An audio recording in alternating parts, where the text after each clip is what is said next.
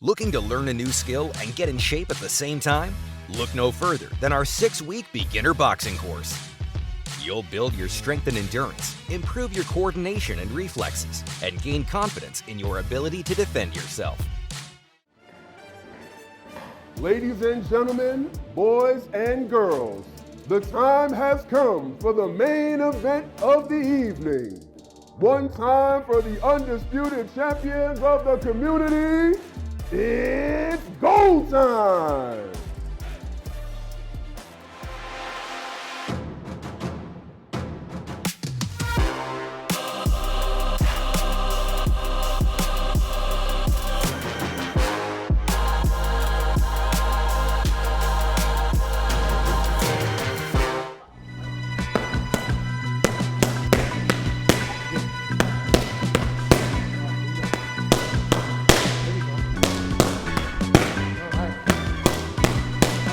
Choose between the Punisher and Batman. Who you pick? Batman. All right. So you just have to have money, and you can be a vigilante in Sioux Falls and wear a costume. That's all right, it. One, That's two, it. 1, 2. Here we go. All right, here we go. We got some crack, y'all. He's popping out here. How does it feel to be 50% wrong all the time? That's the voters. Right? You guys are terrible on them, man. What are you guys doing? No, that's 60% of the time I'm right. 60%. 60%. Give me 60. You get the Hall of Fame if you hit 60%. There you go. That's what I'm talking about. Don't forget defense. Yep. Again. I like it. What was your street fight record as a kid? I was a lover, not a fighter. So he was undefeated. He never lost. I did hit one kid once in the face. Did? Yeah. Did you? I was like 7, so. Yeah, he deserved it. That count? He deserved I got it. assault So on he's my record. 1-0. He's 1-0, and if that kid is still here, come get some. The Punisher's waiting for you. You don't want no problems with the Punisher. Let's go. Mayor assaulted a young boy. That's the headline. Mayor hits a 7-year-old in the jaw, baby. Oh, man. I like it. All right, if you could pick one politician, doesn't matter what era, that you want to fight in the ring, who you gonna pick? Boy, dude, that's a great question. Yeah, I got How you. about the first mayor of Sioux Falls? Let's go! Whoever you are, the first mayor, you don't want none of the Punisher. Rumble in the Falls. Rumble in the Falls. The fight in the Falls. You going down hard. Let's go. Here we go. Again.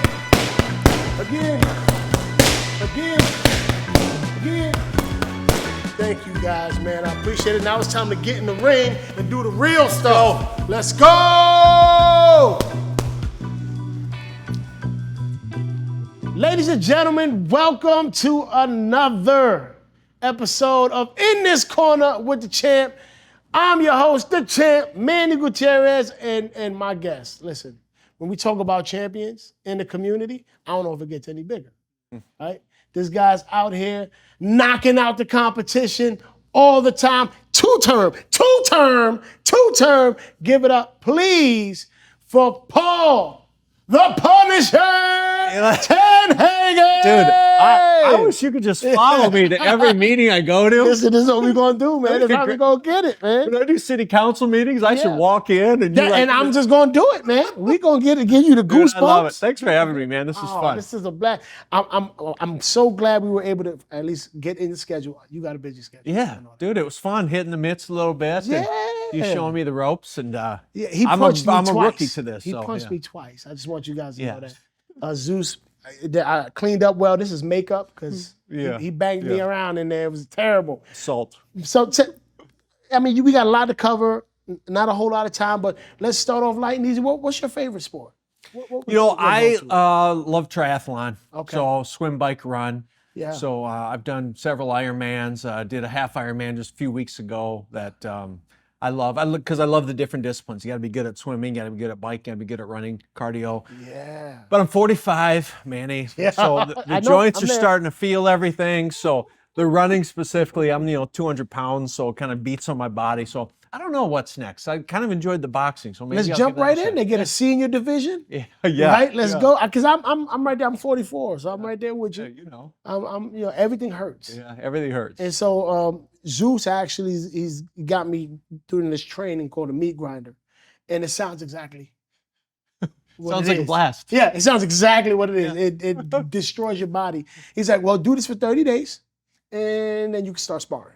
Really? But then you'll be in condition. Because sparring is a whole different beast. Yeah, You know what I mean? dude. It's, I can tell, man. Yeah. It's no joke. but it's fun. So I mean, you are now in your second term, That's right. right? What is it like to be the mayor of the biggest city in South Dakota? Do you got any extra pressure? Any envy from other mayors around the state? Well, it's interesting in South Dakota because Sioux Falls, we're 210,000 people. We're the 121st largest city in the country now. So as Sioux Falls goes, kind of the state goes in terms of our economy, and a lot of people look at Sioux Falls from a policy perspective and other things. So there's a little bit of pressure, from that standpoint, but it's a great responsibility. I have peer mayors across the state. We get together on a regular basis to share ideas and policy. So I kind of feel a responsibility of shepherding the other mayors in the state and working with them on different policies and so forth. So there's maybe some pressure, but I really love it, man. It's a real honor to be the mayor of Sioux Falls. Yeah. That's awesome. What made you think that this was your calling? Did you know that this was going to be your calling? Man, never had any desire to be in public service, specifically, especially in politics. Politics it's pretty gross. Yeah. It's pretty hard, Yeah. especially the times we're in right now. I don't think there's a lot of people who are putting up their hand and say, man, it'd be fun to be in Right. politics and Right. go on Twitter and be a politics. It's rough. But I love this city. I love this community. I'm a strong guy of faith, and I feel that part of our calling on earth is to serve our fellow man. Yeah. And we do that in different ways. Some people will go across the country or go across the world to Africa and will serve as a missionary. Some will be a pastor, some will be in business, which I was in, but I felt just called to serve the community as a mayor. And so never thought I'd be doing it, but like you said, 5.5 years in term limited. So I got 2.5 more years of this and enjoying every day of it. Man, and you said a mouthful there, because as a leader, what we call the champions of the community, there's a lot, like you said, responsibility, a lot of pressure. Tell me some of the things that you feel are necessary attributes for a champion of a community, a champion in sports. I think they coincide, right? Amen.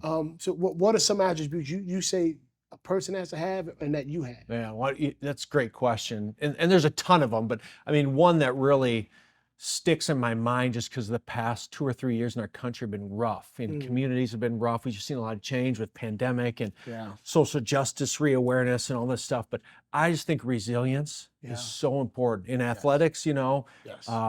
And it's so cliche, but you get knocked down, you get back up. And a lot of people aren't real good at getting back up. They get knocked down and they're like, maybe I wasn't supposed to do this and I'm going to go do something else. It's like, no, you got to learn from that failure. You got to learn why you got knocked down, get better, use it as motivation to get better. So I think resilience is really important.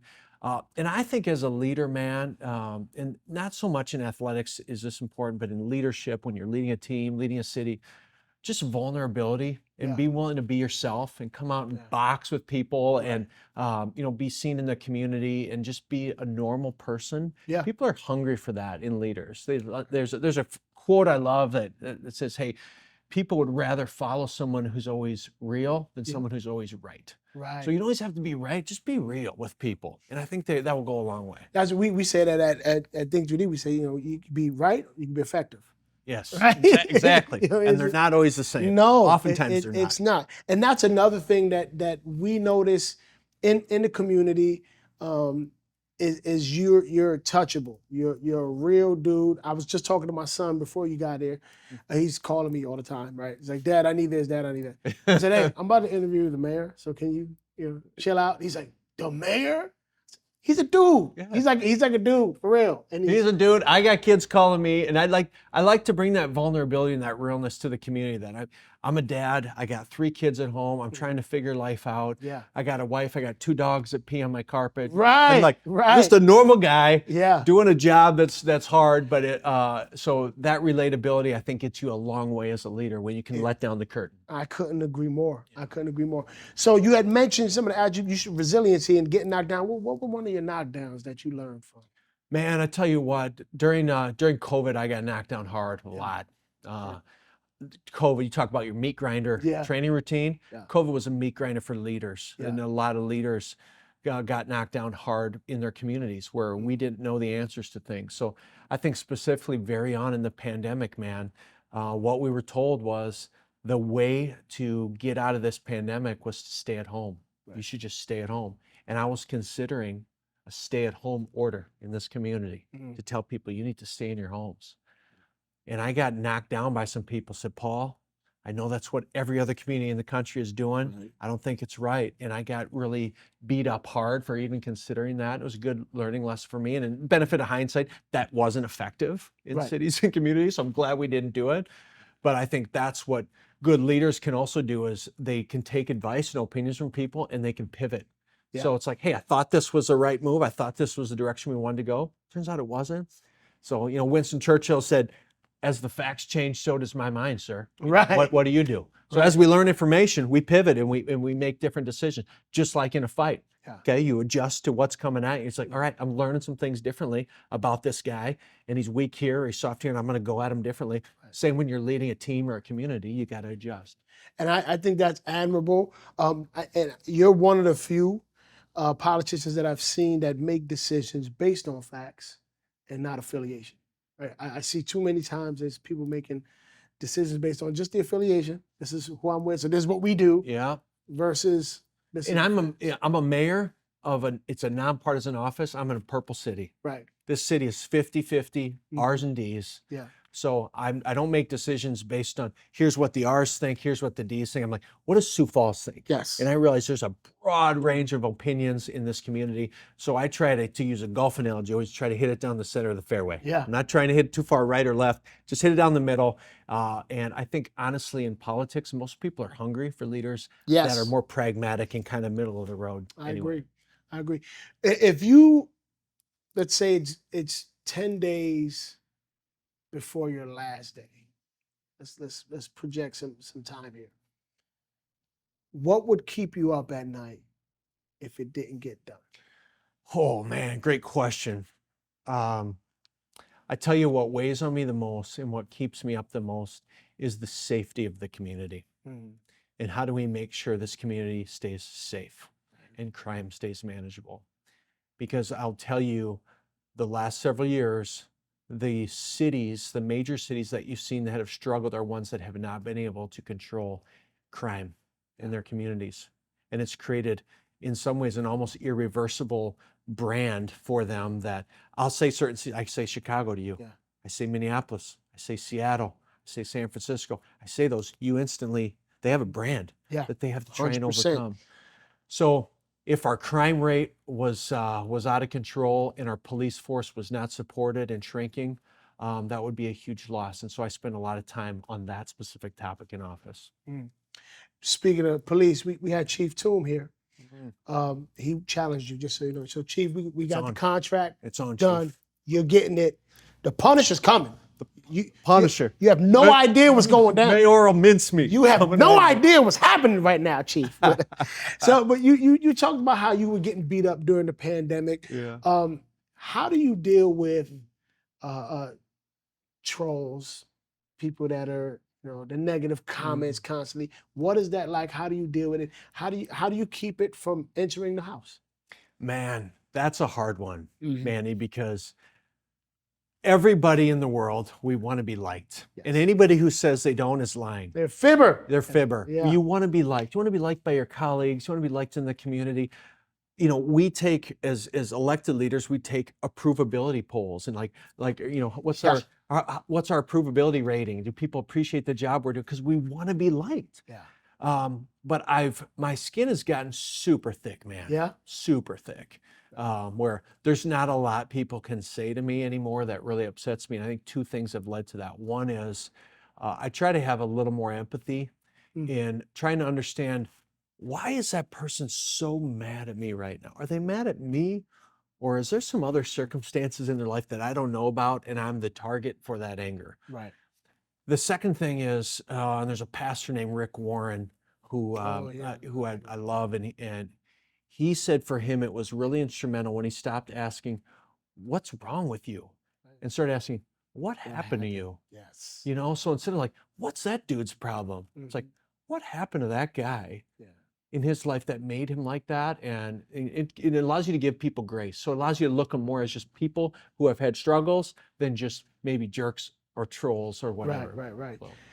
So we talked about those tough times, and you talked about resiliency, and you mentioned your faith a lot. We know you're a man of faith, a mayor of faith, right? In these tough moments, who's been the biggest supporter for you? Well, you know, first and foremost would be the Lord. Yeah, for sure. And I spend a lot this morning before I came here, you know, half hour in the Word and in prayer, and thanking God for another day above ground that I get to do this job and serve this community.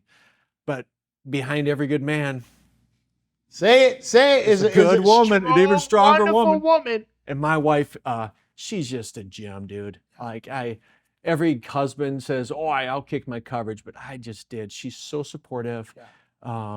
She is there for me on the worst days. Sometimes I come home from this job and I'm not a great husband or dad because I've gotten the snot kicked out of me during the day. And she's always in my corner, in my camp. And so she's great. I'd also be remiss if I didn't mention, I got a chief of staff. Her name's Erica Beck. Couldn't be doing this job without her. She's yin and yang, good partner. She's a great leader. And so she's always got my back, holds me accountable. Sometimes even when I don't want to be held accountable. So no, I hear that. Your wife did text me before this, said she wanted a piece of you as well.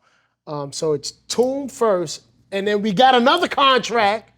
I don't hit women, man. But that's why she did it. Okay. That's just what happens. Like I'm a good promoter. I would love to box my wife. Actually, I think that would be a blast. She's gonna kick your butt. Dude. She's a little soft. I think think I put my money on me on that. But Fade, I'm not gonna let him get away with that. That's terrible.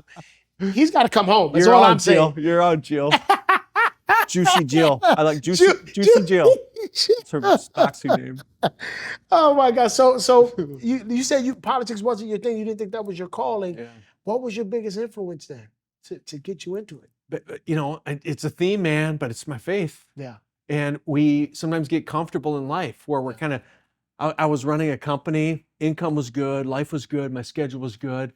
And God just nudged on my heart and said, "Paul, you're too comfortable. You gotta step outside of your comfort zone." And growth happens from these periods of just uncomfortableness. Yeah. So I always challenge anybody, like, if your life is really good right now, just get ready because God's ready to use you in a bigger way. I don't think we're called to be comfortable. Right. And I think, you know, I look through scripture and, like Moses and Noah and David and like they were called to just do hard stuff and they got beat on, but they're the people we remember.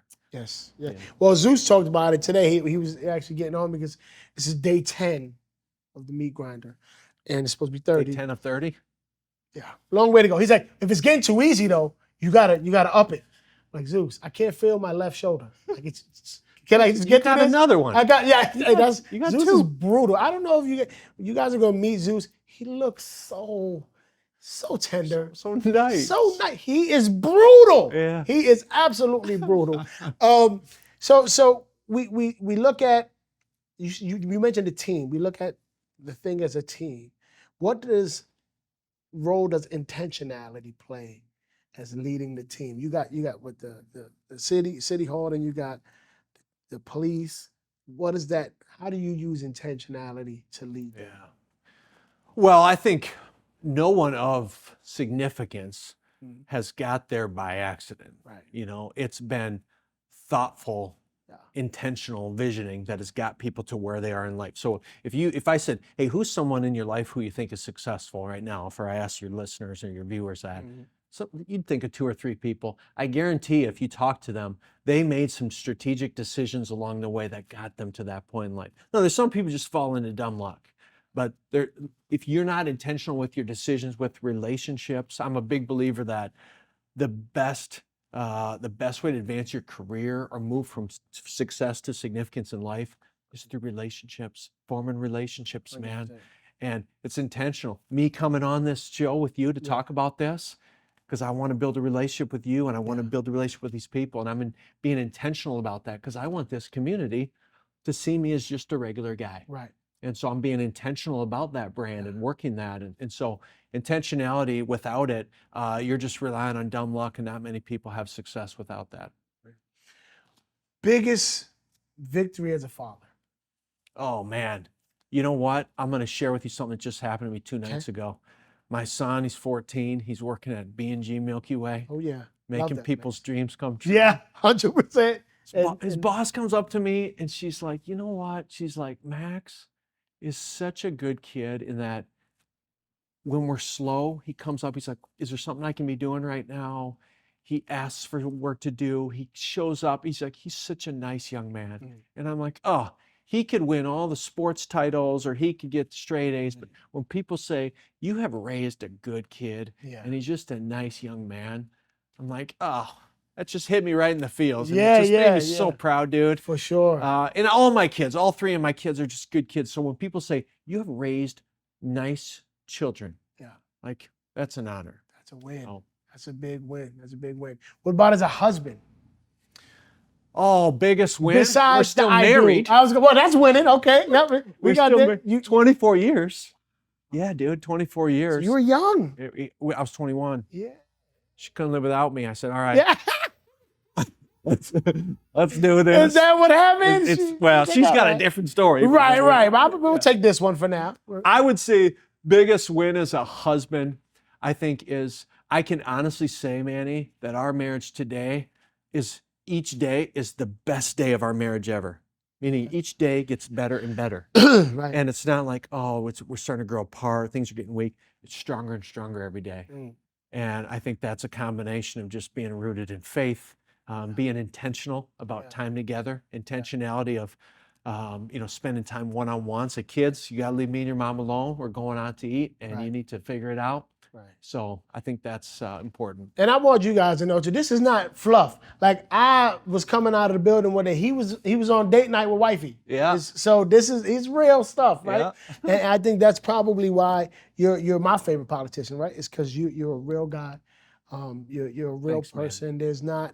There's not a whole lot of fluff. Or I've been to conferences and where you hear some politicians talk, and I'm like, this dude, if he was in my neighborhood, would be the biggest dope dealer in the neighborhood because he can sell anything right now. And I was looking at him going, oh my God. But as I listened to you from afar, and then as I got to know you, in the brief moments that we've had and today, and you're just a good dude. Dude, and thanks, I want people to know that part about the man. He's a good dude, and he's a guy, man, and he really has a heart for this community. If you had to tell, let's say I was 20, 25, like, I want to get into this politic thing.